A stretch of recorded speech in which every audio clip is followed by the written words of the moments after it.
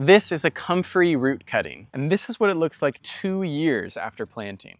Comfrey is undeniably the ultimate permaculture plant, but are you using it to its fullest capacity? So whether you are just hearing about this miracle plant for the first time or you have been growing it for decades, in this video I'm going to show you how to propagate and grow Comfrey. Its different uses in the garden, along with a couple of recipes for how to really get the most out of it. And I'll also provide some extra tips and answers to common questions along the way. This is going to be a fairly in-depth video, so feel free to take some notes, especially if you are just learning about this for the first time. And by the way, welcome back to the channel if you're new here. I'm Taylor, and I teach gardeners how to upgrade their game when it comes to natural and regenerative growing techniques. And if you are just getting started on your gardening journey, you might want to sign up for our email newsletter. I send out gardening tips and advice. I answer questions. I love receiving emails from you. So if you want to sign up for that, the link is in the description. Last year, I took a single Comfrey plant, divided it up, and planted separate root cuttings. I specifically planted it in an area with notably poor soil so that I could show you what it can do even in bad conditions. Out of one mature plant, I got close to 30 viable cuttings, and this is one of the most incredible things about Comfrey. It propagates like none other. In fact, if you are just dipping your toes into propagation, this is a great plant to start with because it's almost impossible to mess up. Nearly every root fragment will grow you another plant. And ordinarily this would be a problem. You're probably thinking, sounds an awful lot like a weed. But trust me, it's not, and by the end of this video, you'll be able to see why. But for starters, the main reason that you need to be growing Comfrey is because of its ability to mine and store nutrients in its leaves. Comfrey is what many would consider or classify as a beneficial plant, as opposed to a food crop or a strictly ornamental plant. The main types of beneficials fall into 3 categories. We've got pollinator attractors, dynamic accumulators, and biomass producers. And Comfrey happens to be all 3. Starting with attracting pollinators, Comfrey is an incredible pollinator attractor and food provider, which is an essential component of any garden. Not to mention, our world, we need more plants providing food for pollinators. Comfrey is also what we would call a dynamic accumulator, which simply means that it draws up a lot of nutrients through its root system and stores those nutrients in its above ground biomass, which brings us to the 3rd category, biomass producers. Now, all plants produce biomass, but not all plants produce it quite to the extent and speed that Comfrey does. The amount of foliage that grows in a short amount of time, even soon after being cut and removed, makes Comfrey an incredible green manure or chop and drop plant. Chopping and dropping is a sort of permaculture term that refers to basically exactly what it sounds like, chopped material that is dropped on the soil. The fact that Comfrey is drawing up nutrients through its roots and storing them in its biomass makes it that much more valuable as a chop and drop. And this is something that many gardeners don't fully understand. When you place organic matter on the soil, it immediately starts to decay, feeding soil biology and imparting its nutrients to the soil. And it's something that I really try to get across in this channel, but I think that we often forget how important this is to understand. Feeding soil biology is the key.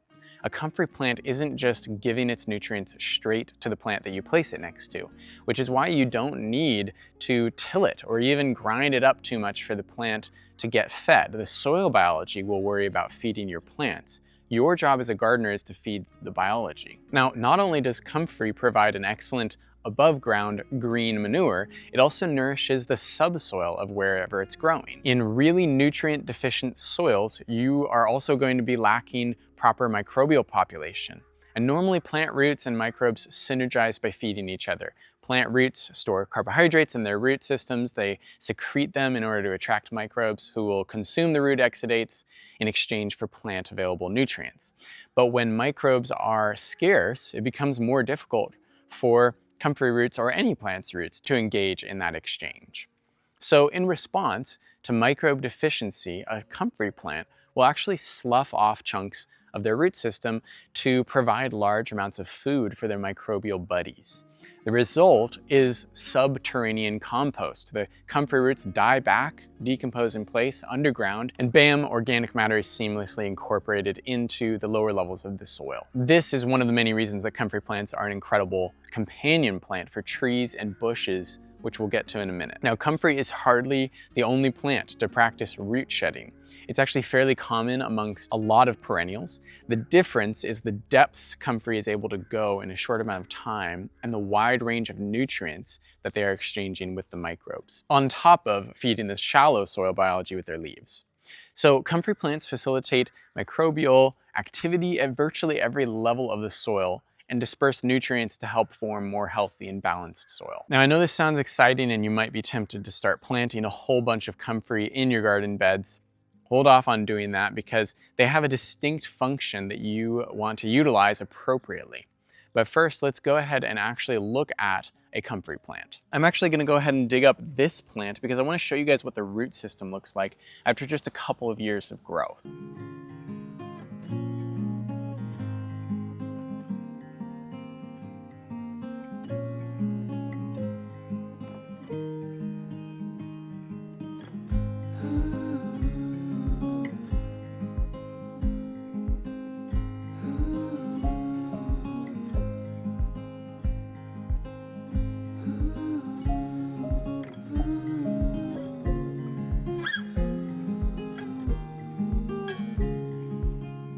This plant came from a small root cutting within a couple years, and from that one root piece, all of these other roots came out of. And I know, Taylor, profound, a root grew roots. Well, the thing is that all of these roots can also very easily be cut off or broken off to grow a new plant, which is what I'm going to do to kind of fill in actually some of the spaces in the line here. Now, it's worth mentioning that the soil that we planted these roots into is nothing special. We did no amending other than a light straw and in some places wood chip mulch. So the fact that we got them to take off at all indicates how resilient and low maintenance comfrey is. And a big part of the reason that we felt confident planting these here in poor soil is because of the comfrey's ability to improve soil even within the first year of planting. Now, of course, the benefits really start becoming apparent after 2 to 3 years. I'm not saying comfrey is an immediate solution to poor soil or even a complete one, but it does have a remarkable effect in our experience. This comfrey plant is 2.5 years old. We planted it here in the fall of 2023, and now it's late spring, approaching early summer of 2025, and you can obviously see that it has exploded in size. Now, this plant is actually probably better than what you can expect for most plants for its age. We just happened to plant a really high producing plant here, and over here is another 2-year-old comfrey plant that is a little bit more manageable. I've also already taken several cuttings so far this season. Both of these are really big. We're probably getting ready to dig them up and divide them a bit more to keep them controlled. But with all this production, what are some of the uses for this stuff? Well, there are a lot. And the 2 main ways that you can use it fall into 2 categories, at least how I see it. You've got comfrey as an ingredient and comfrey as a function. So first, comfrey as an ingredient. The simplest way to use it as an ingredient is one that I've already mentioned, as a mulch. A mulch is anything that is layered on top of the soil to help retain moisture, ideally provide nutrients for plants that it surrounds. Comfrey is an amazing mulch because it decomposes very quickly, offering its nutrients to the upper layers of the soil. Another example of comfrey as a nutrient is in a homemade fertilizer. Now, you can make this a couple of ways. One very simple way to make is just to take your comfrey leaves and let them soak in water until they've decomposed and gone sloppy. Now, if you want a very easy but powerful upgrade, you can throw in some leaf mold soil in there and get some extra beneficial microbes. This is a recipe from the Jadam Organic Farming book. Highly recommend getting some leaf mold soil in there if you can. Now, this stuff is going to get very stinky and potent. So after a week, you can take the leaves out and compost them, then dilute it in 1 to 10 in water. If you let it go for 1 to 6 months, I generally recommend diluting it 1 to 100. And if you let it go more than 6 months with the comfrey leaves in the water, you can go ahead and dilute it 1 to 1,000. But if you want another liquid form of comfrey fertilizer so that you can get a bit quicker, you can make an aerated tea out of it. And basically you're going to make an aerated compost tea, but with added nutrients from the comfrey leaves. So take a handful of compost, some chopped comfrey leaves, and stick them in a fine mesh bag. I like to use these paint strainers, and then just fill a 5-gallon bucket with water, with dechlorinated water. Or if you don't have a filter, you can use your bubbler to off-gas the chlorine. Just run it for an hour or 2 before you add the bag with the compost in it. And then add your compost and comfrey leaves and weigh them down with a rock hang it on the side of the bucket, let this sit for between 24 to 48 hours, and then you can use it as a foliar spray or a soil drench, diluted 1 to 10 on your mature plants and 1 to 20 for little baby plants and seedlings. And this just gives you a very microbially rich and nutrient-rich garden fertilizer. And you can use this a couple times a week, especially during the first half of a plant's growth cycle. Another liquid form that Comfrey can take is in fermented plant juice. And we've got a whole video on how to make that, so you can check that out. But this is essentially another very potent form of Comfrey that captures the plant growth hormones and enzymes from the plant. We like to make FPJ from the first shoots that come out of our Comfrey plants in the early spring, but you can make it any time of year. Just add equal parts brown sugar by weight to chopped up Comfrey leaves, and then wait a week, letting the Comfrey sit submerged in its own liquid, and then you can strain it out. You'll want to dilute this 1 to 500 and use it foliarly or as a soil drench. It's also used in a number of Korean natural farming recipes, one of which I'll show you in a little bit. And we've got free printable PDFs for all of these recipes, so if you want to snag those, you can just check out the description. We'll link to them there. Aside from these liquid forms of Comfrey, one of the best uses of Comfrey is simply as an addition to a hot compost pile. Compost can be made at home by combining high carbon ingredients like dried leaves, straw, and wood chips with nitrogen-rich ingredients like grass clippings, manure, and Comfrey. But when you make the conditions right, you can really max out the benefits of a compost pile by making it heat up to thermophilic temperatures. And this is when the compost gets up into the 130 to 160 degree Fahrenheit range. That's where the pathogens and the weed seeds die off, and healthy communities of microbes get established. Comfrey is an excellent source of nitrogen for a pile. But more than that, it's actually an excellent source of many trace minerals and other nutrients. And so as the microbes in the pile break down the Comfrey leaves, they multiply greatly because of all of these nutrients. You're basically signaling to the microbes that they can afford to multiply and expand in the pile, which that activity is what will help you generate the heat for the pile. So to do this, you need to make a rather large pile, generally a 3 by 3 by 3 foot cylinder or cube will do the trick. And then you just need to add an approximately equal amount of carbon materials to nitrogen materials and then wet it down. Once the pile is heated up to the thermophilic range and it starts to drop in temperature, you can flip the pile or turn it, mixing it up to give oxygen for the microbes, and they will heat up the pile again. Now, beyond use as an ingredient in concoctions or in compost operations, Comfrey can serve important functions in the garden as well. Especially in permaculture circles, Comfrey is considered a bit of a poster child among the beneficials. One of the main ways that Comfrey is used in permaculture is as a part of a guild. Guilds in permaculture refer to strategically assembled collections of plants that serve various functions as a way of supporting one another. The simplest form of a guild could be a basic companion planting of basil amongst tomatoes, or our Comfrey next to the irises. This one isn't particularly strategic, we more just needed somewhere to plant our irises. But if we were to take things up a notch, we can consider the way that Comfrey supports a fruit tree guild. If you have a fruit tree, you can add some Comfrey plants just outside the tree drip line, far enough to avoid competing with the shallow roots, but close enough to be able to easily chop and drop the Comfrey leaves directly around the trees. The Comfrey roots will also gradually improve the subterranean soil, as we talked about, around the fruit tree, and it will act as a good weed barrier and suppressor as you chop and drop its leaves. And speaking of weed barriers, Comfrey can be used anywhere as a weed barrier. One of the main principles in permaculture is the utilization of edges in the garden, which is a kind of odd concept until you consider its use. Edges, from a permaculture perspective, refer to marginal areas of the garden that serve as a transition space from one zone to the next. These can be fence lines, the border of a forest and a meadow, the edge of a pond, or the area next to a raised bed. Within edges, you find unique microclimates that are often underutilized because they don't quite fit the rest of the system. Just think of mowing a lawn next to the fence. You're not going to be able to get all of the grass. You have to come back through with a weed whacker if you want to get the edge fully finished. Or a pond's edge. It's not quite a space that aquatic life can exist, but you also don't want to go growing food crops there. It requires a bit of care to craft the edge into a functional space. So where does Comfrey come in? Well, Comfrey actually naturally thrives along the margins of plant beds, plant garden beds, paths, and fence lines. These transitional zones are great places to plant comfrey because it not only utilizes the space, but it creates a space. It's not just filling in a gap, it's actually transforming the margin into a productive living boundary. The leaves will eventually grow large and serve to shade out and suppress weeds. It's drawing up nutrients and redistributing them, and it's turning what might otherwise be a dead space into a productive one. Hope that made sense. We'll have more videos in the future explaining this dynamic with other examples. A few other uses for comfrey include livestock fodder. Comfrey is a great thing to toss the chickens. They will intuitively decide to eat it or not based on their nutrient needs.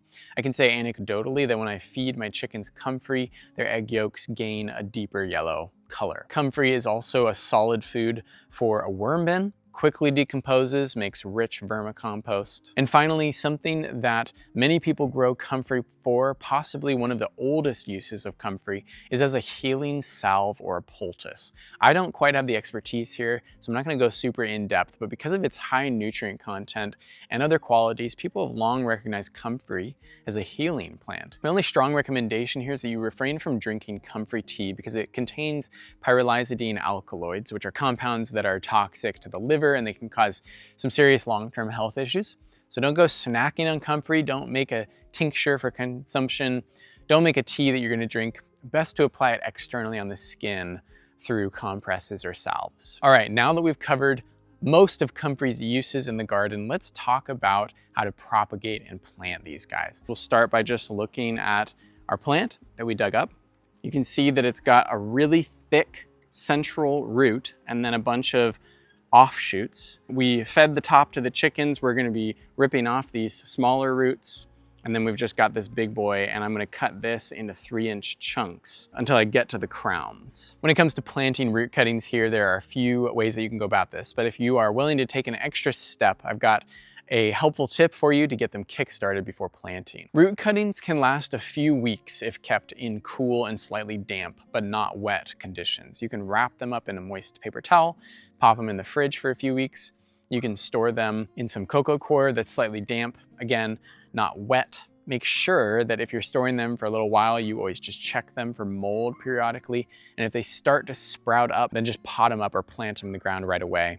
All that being said, comfrey cuttings are extremely resilient. We left some fragments of roots in a metal bucket pail with a tiny bit of soil over the top, and a few weeks later they had all sprouted. Now, if you want to take a simple extra step to give your root cuttings a boost of health, you can actually let them dry out for 24 hours so that they get a little bit dehydrated.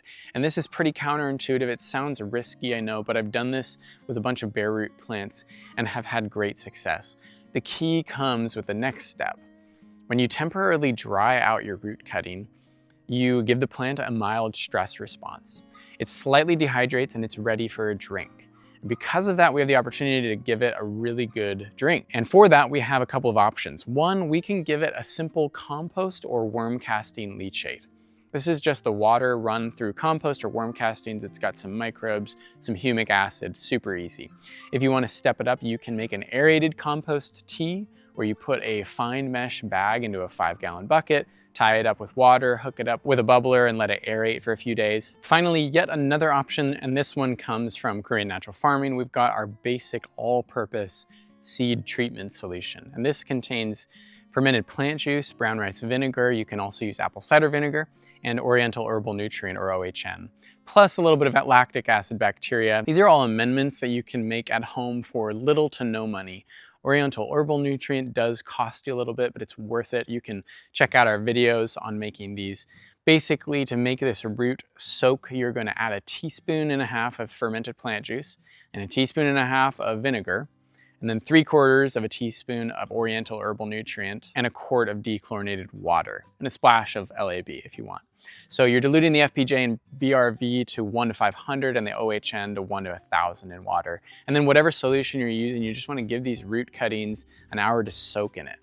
All of this is going to give your root cuttings a great boost of microbial energy and some help keeping them from disease. Overall, a great step, but that said, it's by no means required.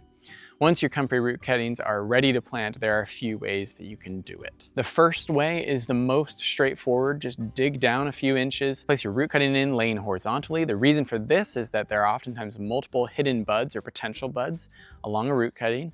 When laid flat, these buds have the best chance to reach the surface and find light quickly. The second way that you can plant these is simply in a pot. This is a great technique for if you aren't trying to improve soil, or if you just want to use it strategically or as a companion plant, but you want the biomass. Or maybe you just need to keep it contained. A pot is a great option. Same rules apply. Make sure that you plant it in a decent sized pot and keep it watered. That said, I've planted smaller root pieces in these 3-inch pots and had great success growing out little baby comfreys. These are great for sharing with friends. That's how I got mine originally, so there you go. The third main way that you can plant these guys really depends on your goal for comfrey. Specifically, if you're trying to plant out a lot of cuttings quickly. And this is a technique that I first saw from a guy named Sean, who has a channel called Edible Acres, so shout out to him. But essentially, if you're in a hurry or if you're just planting a bunch, you can take your shovel, step down on it, and lift up, and then toss the root in the hole. Then just take your shovel out, pat it down. Very simple way to get these guys in the ground along a fence, on a property line, or just in a patch so you can come to it consistently for later harvest. Now that we've got these root cuttings planted, let's take a look at the top part of the plant. These are called crowns, and you can identify a crown because it sits at the intersection of the leaves and the roots. And it's got these white or sort of pinkish nubs. A crown is going to grow a new plant significantly faster than a root cutting. Whereas it can take a month or two for a root cutting to start sprouting up leaves, a crown cutting can start sprouting up within 2 weeks and even as soon as 1 week. These just have a head start, so plan accordingly. Make sure that you plant crowns within a few days of dividing. You can always store them in a pot while you're waiting to plant. To divide up a crown, you want to make sure that every piece has one of these nubs. And then to plant a crown, just dig a shallow hole and place the crown so that the buds are just below the soil surface, maybe 1 inch or 2. Obviously, go ahead and give it a good drink after planting. And I should say, ideally, you're doing this in the spring or fall. Don't want to be pulling comfrey roots out of the ground in the scorching heat of summer or in the deep freeze of winter. Now, with all of this information, you may still have some questions, and I'll do my best to answer some of the most common questions that I have received regarding comfrey. First of all, is it an invasive species? The short answer is no, but depending on where you are growing it, it is unlikely that it would be considered a true native. Comfrey originates from Europe and some parts of Western Asia. However, the variety that I'm going to recommend is called Bocking 14. And this variety was cultivated in the mid-20th century, and it's considered completely sterile, meaning that it does not self-seed. It only multiplies via root cuttings. So with Bocking 14, you can safely plant it knowing that it will not spread out of control through your garden, as might happen with common comfrey or some of the other varieties. It's also worth mentioning that just because comfrey is non-native to North America and to most other countries, it doesn't mean that it harms ecosystems like invasive species. The fact that we can see some mild pest damage on our plants is actually an indication that it is providing a food source for local wildlife. Its flowers are also very attractive to pollinators, as I've already mentioned, so it's not exactly a disruptive plant for the local ecology. So Bocking 14 is the variety that I recommend. It's the only variety that I grow. That said, another common question is, once you've planted comfrey, how do you remove it completely? And for this question, I'd say it's a challenge for sure. So you want to make sure to plant it somewhere that you feel reasonably confident you want it to stay. And that said, if you do want to remove it, there are 2 ways that I can recommend. The first way is the shortest and the most challenging approach. Try to dig up the entire root system. I'm not going to demonstrate digging up any of these plants because I don't want to remove them, but you can see from this 2-year-old plant that there are still some root fragments left behind. If you want to remove your comfrey plant quickly, you'll need to get all of those out. Dig extra deep below the root system and do your best to not break apart the roots as you pull them out. And the second method is a little bit less disturbing for the soil, and it takes a little bit less effort, but it also takes longer. And that is that you can smother the plant with several thick pieces of cardboard and then cover with a mulch like wood chips or even a rock to hold the pieces in place. Then you just need to wait several years to be sure, making sure to cut down any sprouts that manage to find their way to the surface and then covering up those gaps in the cardboard.